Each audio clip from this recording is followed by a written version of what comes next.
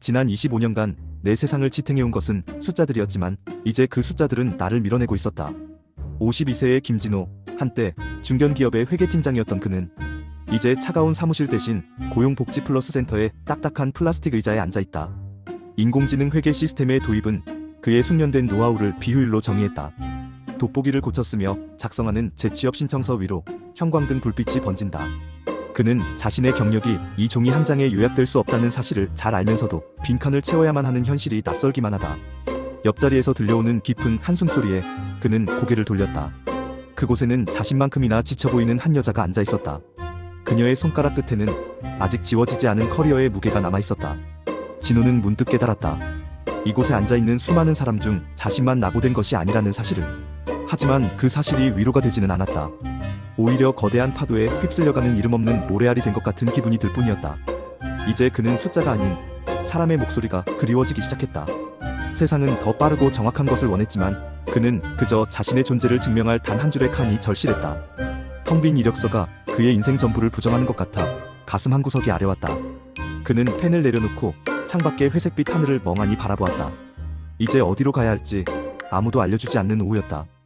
이름 석자 옆에 붙어있던 직함이 사라지자 나는 마치 투명인간이 된 기분이었다. 48세의 이은수. 그녀는 불과 몇 달 전까지 유통 대기업의 차장이었다. 물류 최적화 AI가 도입되면서 그녀의 관리 영역은 알고리즘에 몫이 되었고 그녀는 권고사직서에 서명해야 했다. 은수는 센터의 게시판에 붙은 구인 공고들을 멍하니 바라보았다. 경력직을 원한다지만 그녀의 나이와 연봉은 이미 시장에서 부담스러운 스펙으로 분류되어 있었다. 그때 조금 전 옆자리에서 한숨을 내쉬던 남자가 서류를 챙겨 일어나는 모습이 보였다. 그의 뒷모습에서 은수는 자신의 그림자를 보았다. 꼿꼿하게 펴려고 애쓰지만 어쩔 수 없이 처진 어깨, 그리고 낡은 서류 가방. 그녀는 무심코 그의 이름을 보게 되었다. 김진호, 회계팀장 출신. 은수는 자신도 모르게 그를 따라 센터 밖으로 걸음을 옮겼다. 차가운 겨울바람이 옷깃을 파고들었지만 그녀는 지금 당장 집으로 돌아가고 싶지 않았다. 누군가와 이 막막함에 대해 단 한마디라도 나누고 싶었다. 그것이 설령 전혀 모르는 낯선 이라 할지라도 말이다. 은수는 용기를 내어 그의 뒤로 다가갔다. 저기요 혹시. 목소리가 떨렸지만 그녀는 멈추지 않았다. 자신의 목소리가 공허한 복도에 울려 퍼지는 순간 그녀는 자신이 아직 살아있음을, 누군가에게 말을 걸 수 있는 존재임을 확인받고 싶었다.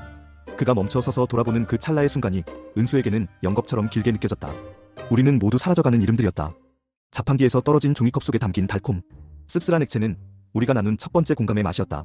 센터 앞 편의점 파라솔 아래 진호와 은수는 나란히 앉아 믹스커피를 홀짝였다. 은수의 갑작스러운 부름에 진호는 당황했지만 곧 그녀 역시 자신과 같은 처지라는 것을 눈치챘다. 차장이셨군요. 저는 팀장이었습니다. 진호의 말에 은수는 씁쓸하게 웃었다. 두 사람은 서로의 화려했던 과거를 이야기하기보다 지금의 초라한 현실을 더 빨리 털어놓았다. AI가 어떻게 자신들의 자리를 대신했는지, 자녀들의 학원비와 아파트 대출금이 얼마나 무거운지, 그리고 매일 아침 출근하는 척 정장을 입고 집을 나서는 것이 얼마나 고역인지에 대해. 믹스커피의 뜨거운 온기가 손바닥을 타고 전해질 때마다 두 사람 사이의 어색함은 조금씩 녹아내렸다. 우리 같은 사람들은 이제 어디로 가야 할까요? 은수의 질문에 진호는 대답하지 못했다. 하지만 그는 처음으로 이 막막한 터널 속에서 옆을 지켜주는 누군가가 있다는 안도감을 느꼈다. 서울 하늘은 여전히 회색빛이었지만 적어도 혼자라는 생각은 들지 않는 오후였다. 그들은 내일도 이곳에서 만나기로 약속했다.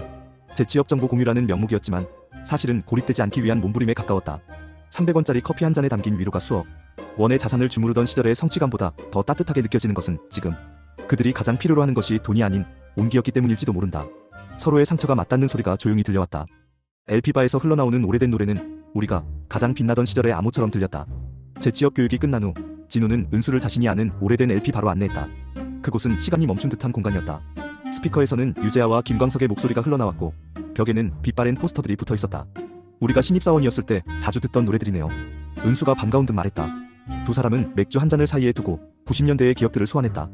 삐삐를 차고 다니던 시절, 밤샘 근무 후 마시던 해장국, 그리고 무서울 것이 없었던 젊음. 그때의 그들은 자신들이 50대에 접어들어 기계에게 자리를 내어줄 것이라고는 꿈에도 생각지 못했다.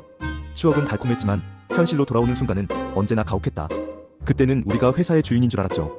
진호가 헛웃음을 지으며 말했다. 하지만 은수는 그의 눈에서 슬픔을 보았다. 과거의 영광은 이제 유령처럼 그들 주변을 맴돌 뿐이었다. 그래도 그 유령들이 함께였기에 두 사람은 웃을 수 있었다. 그들은 서로가 같은 시대를 통과해온 동지라는 것을 깊이 실감했다. 술 기운이 오르자 은수는 진호의 어깨에 살짝 머리를 기댔고 진호는 밀어내지 않았다. 그들의 시계는 잠시 과거로 되돌아간 듯했다. 지지직거리는 레코드판의 잡음 속에서 그들은 잃어버린 줄 알았던 자신들의 조각을 찾고 있었다. 아무도 기억해주지 않는 시대의 끝자락에서 두 유령은 서로를 알아보고 있었다. 그날 밤 맥주잔에 비친 조명은 90년대의 어느 밤처럼 찬란했다. 컴퓨터 화면 속 깜빡이는 커서는 마치 내 인생의 공백을 비우는 눈동자 같았다. 다음날 진호와 은수는 스터디 카페에 앉아 각자의 이력서를 수정하기 시작했다. 한 줄이라도 더 채워 넣으려 애쓰지만 AI 자격증도 파이썬 활용 능력도 없는 그들에게 이력서는 점점 반성문처럼 느껴졌다. 팀장급 경력이 오히려 독이 된다네요. 연봉을 깎아도 부담스럽대요. 진호가 한숨을 쉬며 말했다. 은수 역시 수십 군데에 지원했지만 돌아오는 것은 귀하의 뛰어난 역량에도 불구하고로 시작하는 정중한 거절 메일뿐이었다. 그들은 서로의 이력서를 첨삭해주며 쓴웃음을 지었다. 은수는 진호의 꼼꼼한 성격이 드러나는 엑셀 정리 기술을 칭찬했고 진호는 은수의 탁월한 조율 능력이 아깝다며 맞장구를 쳤다. 하지만 세상은 그들의 가치를 숫자로만 판단했다. 오후 4시 퇴근 인파가 몰리기 전 그들은 카페를 나섰다. 우리 오늘까지만 우울해하면 안 될까요? 은수가 제안했다. 진호는 고개를 끄덕였다. 그들은 재취업 준비 대신 조금은 무모한 계획을 세우기 시작했다. 내일은 이력서가 아닌 가보지 못한 곳의 지도를 펼쳐보기로 한 것이다. 어차피 오늘 밤에도 거절 메일은 올 것이고 세상은 그들 없이도 잘 돌아갈 터였다. 잠시 멈춘다고 해서 지구가 멸망하지는 않을 것이라는 근거 없는 자신감이 생겼다. 그들은 빈칸 투성이인 종이를 덮고 서로의 얼굴을 마주보았다. 그곳에는 이력서에는 담을 수 없는 수천 겹의 사연과 깊은 눈동자가 있었다. 그것만으로도 충분한 이력서였다. 도시의 소음이 들리지 않는 바닷가에 서서야 비로소 내 숨소리가 들리기 시작했다. 실업급여가 입금된 첫날 진호와 은수는 무작정 강릉행 기차에 올랐다. 면접 정장이 아닌 편안한 청바지와 운동화 차림이었다. 평일 오전에 기차 안은 한산했고 창밖으로 지나가는 풍경은 생경했다. 항상 시간에 쫓기며 살았던 그들에게 이 여유는 범죄를 저지르는 것처럼 불안하면서도 짜릿했다. 강릉 바다에 도착하자 차가운 파도 소리가 그들을 맞이했다. 와, 정말 좋네요. 은수가 아이처럼 웃으며 모래사장을 뛰었다. 진호는 그런 그녀를 보며 자신도 모르게 가슴이 뛰는 것을 느꼈다. 그들은 비싼 횟집 대신 시장 귀퉁이의 국밥집에서 소주를 마셨다. 취기가 오르자 두 사람은 바다를 향해 소리를 질렀다. 나 아직 춥지 않았어. 진호의 외침에 은수가 깔깔거리며 웃었다. 그 순간만큼은 AI도 해고도 미래의 불안도 파도에 휩쓸려 사라진 것 같았다. 그들은 서로의 상처를 보듬어주는 것을 넘어 존재 자체를 긍정하기 시작했다. 우리 조금 더 놀아도 되지 않을까요? 은수의 물음에 진호는 그녀의 손을 꼭 잡았다. 그것은 단순한 위로가 아닌 새로운 여정의 시작을 알리는 신호였다. 밤바다의 등대 불빛이 두 사람을 비추고 있었다. 그들은 그날 밤 처음으로 같은 방에서 잠을 청했다. 긴장과 설렘이 공존하는 밤이었다. 파도가 해변을 때리는 소리는 마치 리듬감 있는 심장 박동처럼 들려왔고 그들은 서로의 체온 속에서 잊고 지냈던 개인으로서의 자아를 조금씩 복원해 나가고 있었다.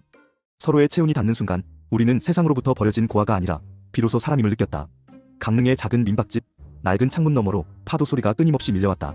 어색한 침묵 속에서 진호가 먼저 은수의 어깨를 감싸 안았다. 차가운 겨울 바다를 함께 걸으며 쌓인 한기가 서로의 온기로 서서히 녹아내렸다. 무서웠어요. 아무도 나를 필요로 하지 않을까봐. 은수의 고백에 진호는 그녀를 더 꽉 끌어안았다. 그들은 약속이라도 한 듯 서로의 몸을 탐닉했다. 그것은 육체적인 욕망이라기보다 살아있음을 확인받고 싶은 처절한 몸부림에 가까웠다. 은수의 매끄러운 피부와 진호의 거친 손마디가 만나며 잃어버렸던 감각들이 깨어났다. 한때는 누군가의 남편이었고 아내였으며 부모였던 그들이 지금은 오직 남자와 여자로서만 존재했다. 어둠 속에서 나누는 거친 숨소리는 그 어떤 위로의 말보다 강렬했다. 진호씨, 우리 내일은 생각하지 말아요. 은수의 속삭임에 진호는 고개를 끄덕였다. 그들은 세상이 정해놓은 속도에서 완전히 이탈했다. 사회적 지위도 책임감도 없는 진공상태의 공간에서 두 사람은 서로에게 깊이 침잠했다. 밤이 깊어갈수록 불안은 희미해졌고 오직 서로의 심장 박동 소리만이 방 안을 가득 채웠다. 아침이 오면 다시 현실로 돌아가야 한다는 사실을 알고 있었지만 적어도 이 순간만큼은 두 사람만의 우주가 완성되었다. 그들은 서로의 상처 입은 영혼을 몸으로 어루만지며 다시는 돌아갈 수 없는 무고한 시간을 공유하고 있었다. 그 밤 파도는 유난히 거셌고 그들의 포옹은 더욱 단단해졌다. 국가에서 매달 꼬박꼬박 넣어주는 위로금은 우리의 연애를 지탱하는 비겁하고도 달콤한 연료였다. 서울로 돌아온 진호와 은수는 약속이라도 한 듯 구인 사이트 앱을 지웠다. 대신 그들은 맛집 지도와 여행 블로그를 탐색했다. 한 달에 한 번 지급되는 실업급여는 그들에게 뜻밖의 자유이용권이 되었다. 오늘은 서촌에 가볼까요? 예쁜 카페가 많대요. 은수의 제안에 진호는 기꺼이 운전대를 잡았다. 평일 오후의 인사동과 서촌은 은퇴한 노인들과 외국인 관광객 그리고 정체 모를 젊은이들로 가득했다. 그 틈에서 두 사람은 손을 잡고 걸었다. 정장을 입고 넥타이를 조여매던 시절에는 상상도 할 수 없던 풍경이었다. 그들은 줄 서서 기다려야 하는 맛집에서 기꺼이 1시간을 기다렸고 낮술을 마시며 시시콜콜한 농담을 주고받았다. 실업급여가 입금되는 날이면 조금 더 근사한 식당을 예약했다. 우리 꼭 대학생 때로 돌아간 것 같아요. 은수가 와인 잔을 기울이며 말했다. 진호는 웃었지만 마음 한구석에는 묘한 죄책감이 일었다. 열심히 살지 않아도 돈이 들어오고 그 돈으로 연애를 즐기는 이 상황이 기괴하게 느껴졌다. 하지만 은수의 밝은 표정을 보면 그 고민은 금방 사라졌다. 그들은 서로에게 내일이라는 단어를 꺼내지 않기로 암묵적인 합의를 했다. 지금 이 순간의 달콤함이 너무나 강렬해서 다가올 쓴맛을 미리 맛보고 싶지 않았기 때문이다. 매달 25일 스마트폰에 찍히는 입금 알림은 그들에게 내일이 오지 않을 것처럼 사랑해도 좋다는 국가의 허락처럼 보였다. 그들은 그 돈으로 오늘 하루의 도피를 샀다. 자식들의 목소리는 나를 응원하는 응원가가 아니라 내가 짊어져야 할 부채의 명세서처럼 들렸다. 행복한 연애 뒤에는 언제나 차가운 현실이 기다리고 있었다. 주말, 진우는 오랜만에 딸의 전화를 받았다. 아빠, 이번 학기 등록금 고지서 나왔어. 그리고 나 어학연수 가고 싶은데. 딸의 밝은 목소리에 진우의 가슴은 철렁 내려앉았다. 실업급여는 그의 생활비와 은수와의 데이트 비용으로 이미 바닥을 보이고 있었다. 은수 역시 상황은 비슷했다. 지방에서 대학을 다니는 아들의 자취방 월세 소식에 그녀는 밤잠을 설쳤다. 우리 이래도 되는 걸까요? 은수가 진우에게 물었다. 두 사람은 각자의 집에서 가족들에게 아직도 취업 준비 중이라며 거짓말을 하고 있었다. 매일 아침 도서관에 간다며 정장을 입고 나와 은수를 만나는 진우의 하루는 점점 버거워졌다. 가족들에게 비춰진 자신은 여전히 든든한 가장이어야 했지만 실제의 자신은 사랑에 빠진 무책임한 실업자일 뿐이었다. 은수는 가끔 아들의 사진을 보며 눈물을 훔쳤다. 내가 엄마로서 자격이 있는 걸까? 그녀의 자책에 진우는 아무런 위로도 건네지 못했다. 그들은 서로의 상처를 공유하는 연인이었지만 각자의 가족이라는 벽 앞에선 철저히 혼자였다. 화려한 서울의 야경을 바라보며 두 사람은 처음으로 각자의 자리로 돌아가야 할지도 모른다는 공포를 느꼈다. 사랑만으로 채울 수 없는 현실의 구멍이 조금씩 커지고 있었다. 그들은 서로를 꼭 안았지만 그 사이에는 보이지 않는 수천 장의 청구서가 가로막고 있는 듯했다. 부모라는 이름의 무거운 쇠사슬이 그들의 발목을 잡아 끌었다. 세상은 우리를 숙련된 인재가 아니라 유통기한이 지난 상품으로 취급하고 있었다. 가족에 대한 부채감과 줄어드는 통장 잔고는 결국 그들을 다시 고용센터로 불러들였다. 진우씨, 우리 딱 한 번만 더 노력해봐요. 은수의 말에 진우는 다시 넥타이를 맸다. 하지만 몇 달 사이에 세상은 더 차갑게 변해 있었다. 면접장에 가면 자신보다 10살은 어린 면접관들이 앉아있었다. 그 나이에 팀장까지 하셨는데 저희 같은 작은 회사에서 버티실 수 있겠어요?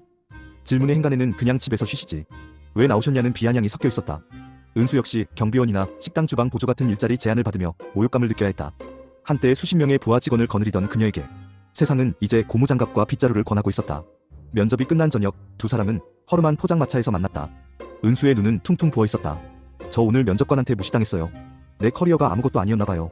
진우는 그녀의 떨리는 손을 잡아주었지만 정작 자신의 손도 떨리고 있었다. 그들은 이제 자신들이 돌아갈 자리가 없음을 뼈저리게 깨달았다. AI는 그들의 일자리를 뺏었고 사회는 그들의 자존감을 뺏었다. 다시 시작해보려던 의지는 차가운 콘크리트 바닥에 부딪혀 산산조각이 났다. 그들은 이제 더 이상 이력서를 쓰지 않기로 했다. 아니, 쓸 수 없게 되었다. 이제 그들에게 남은 것은 서로의 체험뿐이었다. 깡소주를 들이켜며 그들은 세상이 그어놓은 경계선 밖으로 영원히 밀려났음을 직감했다. 그곳은 춥고 어두웠지만 적어도 거짓된 희망으로 고문받지는 않는 곳이었다. 두 사람은 비로소 패배를 인정했다. 우리는 정장을 쓰레기통에 처박고 세상에서 가장 화려한 도망자가 되기로 결심했다. 마지막 면접 실패 이후 진우는 장롱 깊숙이 넣어두었던 면접 정장을 꺼내 아파트 헌호 수거함에 던져버렸다. 은수 역시 하이힐과 서류 가방을 정리했다. 우리 그냥 다 버리고 떠날까요? 진우의 제안은 충동적이었지만 진심이었다. 은수는 잠시 망설였지만 이내 고개를 끄덕였다. 그들은 남은 실업급여와 비상금을 모두 인출했다. 그리고 낡은 SUV에 텐트와 몇 가지 옷가지만을 싣고 서울을 벗어났다. 목적지는 정해두지 않았다. 그저 길이 닿는 대로 해가 지는 곳으로 달렸다. 고속도로를 달리는 동안 진우는 처음으로 창문을 활짝 열고 소리를 질렀다. 이제부터 우리는 아무도 아니다. 은수도 옆자리에서 깔깔거리며 웃었다. 누군가의 아빠, 누군가의 엄마, 그리고 회계팀장과 차장이라는 껍데기를 벗어던지자 놀라운 해방감이 찾아왔다. 그들은 남해의 작은 어촌마을에 차를 멈췄다. 비싼 호텔 대신 차박을 선택했고 편의점 도시락으로 끼니를 때웠지만 마음은 그 어느 때보다 풍요로웠다. 밤하늘의 별을 보며 그들은 앞으로의 계획 대신 오늘 본 노을의 색깔에 대해 이야기했다. 그것은 사회가 말하는 정상적인 삶에서의 완벽한 이탈이었다. 사람들은 그들을 미쳤다고 할지도 몰랐지만 그들은 비로소 자신들이 살아있음을 느꼈다. 도망자가 된 그들에게 세상은 더 이상 위협적인 존재가 아니었다. 오직 두 사람만이 존재하는 고요한 낙원이었다. 파도 소리가 자장가처럼 들려오는 차 안에서 그들은 서로의 손을 꼭 잡은 채 깊은 잠에 빠졌다. 어떠한 알람 소리도 들리지 않는 오직 자연의 시간만이 흐르는 그곳에서 그들은 비로소 자유의 맛을 알게 되었다. 사라져가는 태양빛을 등지고 우리는 서로의 그림자가 되어주기로 맹세했다. 제주도의 한적한 해안도로를 달리던 중 진호는 차를 세웠다. 수평선 너머로 붉은 노을이 바다를 집어삼키고 있었다. 은수씨, 우리 나중에 돈이 다 떨어지면 어떻게 될까요? 진호가 툭 던진 질문에 은수는 한참 동안 노을을 바라보다 대답했다. 그때는 그때 생각해요. 지금 이 노을이 너무 예쁘잖아요. 그녀의 낙천적인 태도에 진호도 웃음을 터뜨렸다. 사실 미래가 두렵지 않은 것은 아니었다. 하지만 그 두려움 때문에 오늘의 행복을 포기하고 싶지는 않았다. 두 사람은 해변에 앉아 편의점에서 산 캔맥주를 마셨다. 우리 앞으로는 우리 이름으로만 살아요. 김진호와 이은수로. 진호의 말에 은수는 그의 어깨에 머리를 기댔다. 한때 그들을 수식하던 직함과 연봉, 사회적 지위는 이제 아무런 의미가 없었다. 오직 지금 이 순간 곁에 있는 사람의 숨소리와 파도 소리만이 실제했다. 그들은 그곳에서 작은 약속을 했다. 서로가 서로의 마지막 안식처가 되어주기로. 비록 그 안식처가 모래성처럼 위태로울지라도 지금만큼은 세상에서 가장 견고한 성벽처럼 느껴졌다. 어둠이 완전히 깔리자 바다는 검게 변했지만 두 사람의 손은 더 꽉 맞잡아졌다. 그들은 이제 더 이상 내일의 태양을 기다리지 않았다. 오직 이 밤이 영원하기만을 바랄 뿐이었다. 절망 끝에서 찾은 사랑은 노을보다 더 붉고 뜨겁게 타오르고 있었다. 수평선 너머로 사라진 해는 내일 다시 떠오르겠지만 지금 이 순간에 우리는 결코 돌아오지 않을 것임을 그들은 잘 알고 있었다. 그래서 그들은 더욱 깊이 서로를 응시했다. 밤바다에 수금기 섞인 바람이 그들의 약속을 멀리 실어 나르고 있었다. 숫자는 결코 거짓말을 하지 않는다. 내가 평생을 바쳐 관리해온 그 잔인한 진실이 이제 내 목을 조여오고 있었다. 여행을 시작한 지 3달째, 진우는 노트북을 켜고 인터넷 뱅킹에 접속했다. 화면에 뜬 숫자는 처참했다. 실업급여 수급 기간은 끝나가고 있었고 비상금은 바닥을 드러내고 있었다. 은수 역시 자신의 통장 잔고를 확인하며 깊은 한숨을 내쉬었다. 진우씨, 우리 이제 진짜 돈이 없네요. 은수의 목소리에는 숨길 수 없는 불안이 묻어 있었다. 그동안 그들은 애써 외면해왔다. 기름값, 식비, 숙박비, 매일같이 빠져나가는 돈은 그들의 자유를 조금씩 갉아먹고 있었다. 회계팀장이었던 진우에게 이 숫자들이 의미하는 바는 명확했다. 파산. 하지만 그는 은수에게 이 사실을 차마 말할 수 없었다. 그들은 지금껏 행복이라는 이름의 빚을 지고 있었던 셈이다. 괜찮아요. 어떻게든 되겠죠? 진우는 거짓말을 했다. 하지만 그날 밤 그는 잠들지 못했다. 파도 소리는 이제 낭만이 아니라 거대한 빚쟁이의 독촉 소리처럼 들렸다. 아이들의 학비 독촉 문자, 대출 이자, 상납 통지서, 스마트폰의 알림은 쉴 새 없이 울려댔다. 그들은 세상으로부터 도망쳤다고 생각했지만 자본의 사슬은 생각보다 훨씬 길고 질겼다. 은수는 옆에서 곤히 잠들어 있었지만 진우는 어둠 속에서 계산기를 두드렸다. 남은 돈으로 버틸 수 있는 시간은 고작 보름. 그 보름이 지나면 그들은 다시 어디로 가야 할까? 텅 빈 통장은 그들에게 이제 꿈에서 깨어날 시간이라고 경고하고 있었다. 잔인한 디지털 숫자들이 화면 위에서 춤을 추며 그의 무능력을 조롱했다. 그는 자신이 사랑했던 숫자들이 이제는 자신을 죽이려 드는 괴물로 변했음을 깨달았다. 잠든 은수의 얼굴 위로 차가운 달빛이 스며들었다. 가장 가까운 사람들에게 거짓을 말하는 것은 나 자신을 서서히 죽이는 일이었다. 더 이상 버틸 수 없는 순간이 왔다. 진우의 휴대전화로 별거 중인 아내로부터 연락이 빗발쳤다. 당신 왜 전화를 안 받아? 생활비 보내준다는 날 지났잖아. 애 학원비는 어떡하라고. 아내의 목소리는 비수처럼 꽂혔다. 은수 역시 아들의 등록금 문제로 친척들에게 돈을 빌리러 다녀야 했다. 그들의 화려한 일탈은 사실 타인의 희생과 거짓말 위에 세워진 사상두각이었다. 우리 이제 그만 돌아가야 할 것 같아요. 은수가 먼저 입을 뗐다. 그녀의 눈에는 눈물이 고여 있었다. 두 사람은 더 이상 서로의 얼굴을 똑바로 쳐다보지 못했다. 사랑만으로 충분할 줄 알았지만 세상은 그들에게 사랑할 권리조차 경제적 능력이라는 담보를 요구했다. 내가 너무 이기적이었죠? 미안해요. 진우가 사과했지만 은수는 고개를 저었다. 그들은 서로의 잘못이 아님을 알았다. 잘못된 것은 이들이 아니라 30년을 일한 사람들을 하루아침에 폐기 처분하는 세상이었다. 그들은 짐을 싸기 시작했다. SUV 뒷좌석에 뒹구는 빈 맥주캔과 낡은 텐트는 이제 빛바랜 전유물이 되었다. 서울로 향하는 길, 두 사람은 아무런 말도 하지 않았다. 라디오에서는 경기가 최악이라는 뉴스만이 흘러나왔다. 그들은 다시 각자의 지옥으로 돌아가기 위해 엑셀을 밟았다. 행복했던 석 달은 마치 마약처럼 그들의 뇌리에 박혀 앞으로의 삶을 더 고통스럽게 만들 것만 같았다. 고속도로 톨게이트를 지날 때 진우는 자신이 다시 거대한 감옥 속으로 걸어들어가고 있다는 기분을 떨칠 수 없었다. 은수는 창밖을 보며 조용히 눈물을 훔쳤다. 그들의 연극은 막을 내리고 있었다. 내가 살던 아파트 단지는 여전히 평온했지만 그 평온함 속에 나의 자리는 없었다. 서울로 돌아온 진우는 다시 정장을 입었다. 하지만 갈 곳은 없었다. 그는 아침마다 가방을 들고 집을 나와 지하철을 탔다. 출근 인파 속에서 그는 죽은 사람처럼 부유했다. 은수 역시 비슷한 처지였다. 그녀는 가끔 진우에게 연락을 했지만 예전처럼 밝은 목소리는 아니었다. 진우씨, 저 오늘 마트 캐셔 면접 봐요. 은수의 문자에 진우는 한참 동안 답장을 쓰지 못했다. 한때 유통대기업 차장이었던 그녀가 마트 계산대 뒤에 서 있는 모습을 상상하니 가슴이 미어졌다. 진우 자신도 건설 현장의 일용직을 전전하거나 배달 아르바이트를 알아보며 하루하루를 버텼다. 저녁마다 만났던 그들의 비밀스러운 데이트는 이제 사치가 되었다. 가끔 편의점 앞에서 만나 컵라면을 나눠 먹는 것이 전부였다. 우리 정말 비참하네요. 은수가 웃으며 말했지만 그녀의 눈은 웃고 있지 않았다. 그들은 다시 사회의 밑바닥으로 추락했다. 하지만 아이러니하게도 그 밑바닥에서 서로를 확인하는 순간만큼은 여전히 달콤했다. 그래도 우리 그때 여행 간 거 후회 안 하죠? 진우의 물음에 은수는 조용히 그의 손을 잡았다. 그것은 절망 속에서 피어난 아주 작은 위안이었다. 하지만 그 위안이 그들의 통장을 채워주지는 못했다. 현실은 여전히 차갑고 AI는 여전히 진화하고 있었으며 그들의 나이는 여전히 걸림돌이었다. 그들은 다시 각자의 전쟁터로 흩어졌다. 퇴근길, 진우는 지하철 창문에 비친 자신의 늙고 지친 얼굴을 마주했다. 그곳에는 한때 잘나갔던 회계팀장은 없었다. 오직 살아남기 위해 발버둥치는 이름 없는 중년의 남자만이 있을 뿐이었다. 삶은 계속되었지만 그 생명력은 조금씩 소진되고 있었다. 인생의 막다른 골목에 몰린 우리는 결국 가장 위험하고도 비참한 도박을 시작했다. 상황은 나아지지 않았다. 진우는 연체된 대출 이자를 갚기 위해 사채에 손을 댈까 고민할 지경에 이르렀다. 그때 은수가 제안했다. 진호씨, 우리 남은 돈을 다 합쳐서 작은 포장마차라도 시작해볼까요? 그것은 그들에게 남은 마지막 자존심을 버리는 일이었다. 회계팀장과 대기업 차장이 길거리에서 떡볶이를 팔아야 한다는 사실에 진호는 망설였지만 다른 대안이 없었다. 그들은 구청의 단속을 피해가며 변두리 골목에 작은 트럭을 세웠다. 낮에는 은수가 재료를 준비하고 밤에는 진호가 손님을 맞았다. 처음에는 지인들을 만날까봐 고개를 푹 숙이고 일했지만 시간이 지나자 그조차 무뎌졌다. 어이 아저씨, 여기 오뎅 국물 좀 더 줘. 취객의 무례한 요구에도 진호는 억지 웃음을 지으며 국물을 날랐다. 은수는 뜨거운 불판 앞에서 땀을 흘리며 튀김을 튀겼다. 손등에는 기름에 된 자국이 늘어갔다.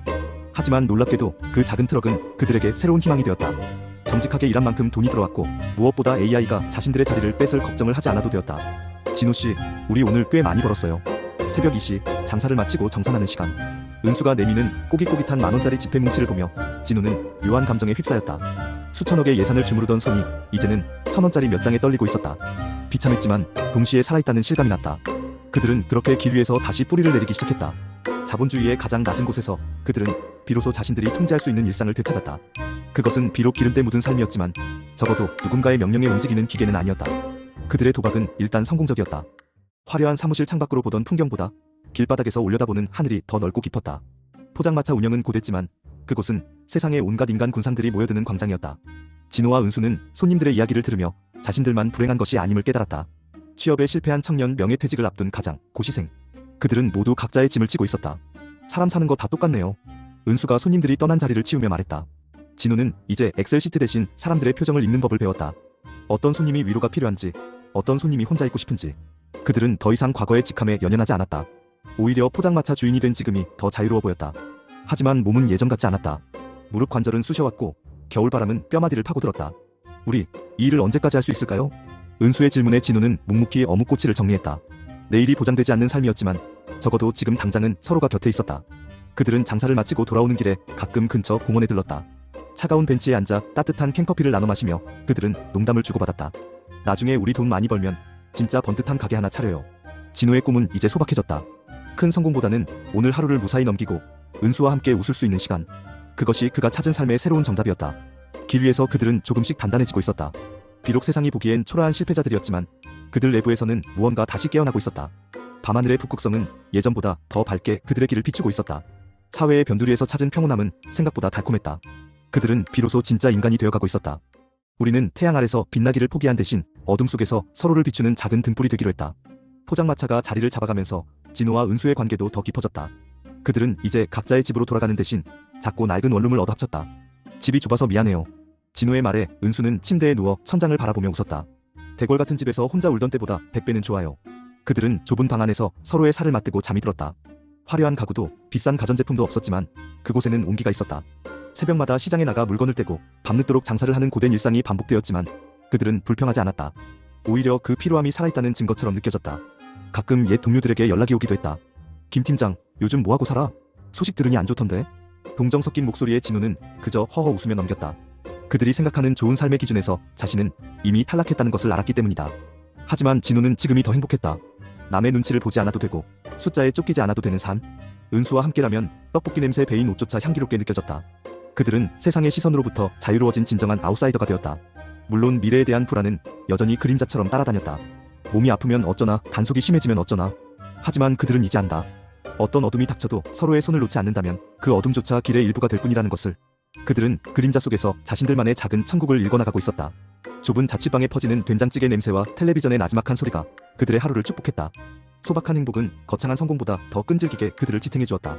그들은 비로소 안식의 의미를 깨달았다. 과거에 내가 현재의 나를 마주했을 때 나는 부끄러움 대신 담담한 미소를 지어 보였다. 어느 날 밤 포장마차에 낯익은 얼굴이 나타났다. 진호가 모시던 전직 상무였다. 그는 훨씬 늙고 초라해진 모습이었다. 김 팀장, 자네 여기서 뭐하나? 상무의 물음에 진호는 담담하게 어묵을 건넸다. 보시다시피 장사합니다. 한잔하시죠. 상무는 소주잔을 기울이며 눈물을 흘렸다.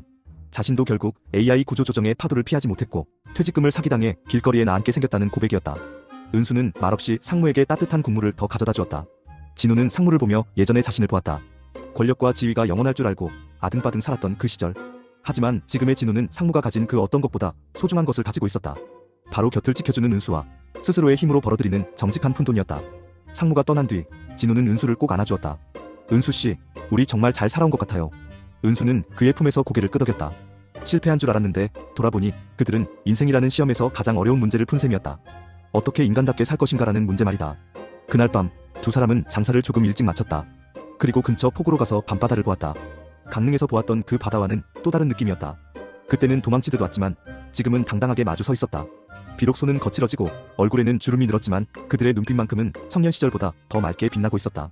이제 그들은 세상이 정한 성공의 궤도 밖에서도 충분히 궤적을 그리며 살 수 있음을 확신했다. 어둠 속에서도 자신들만의 빛을 내는 법을 배운 것이었다.